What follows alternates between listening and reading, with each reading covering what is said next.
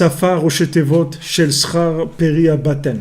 Mais quand que c'est Safa, le mot Safa, le mot c'est-à-dire Safa qui veut dire une langue, c'est les premières lettres de Safa. Si on prend Shin, P et He, ça fait Sachar Peri Abaten, le salaire du fruit du ventre, des entrailles. Yainu Prinatsuka, à dire la souka.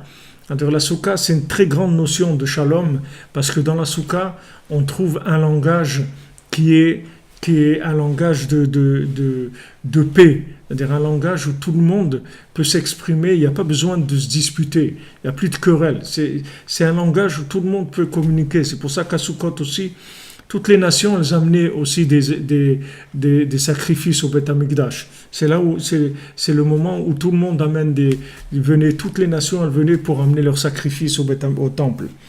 Gam az nitaper riv leshonot, c'est-à-dire que dans la soukha, tout ce qui était des querelles, les paroles de querelles se retournent.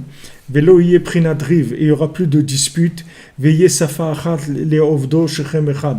Et il n'y aura qu'un langage universel pour servir Hachem, tous ensemble, tous dans d'un accord commun.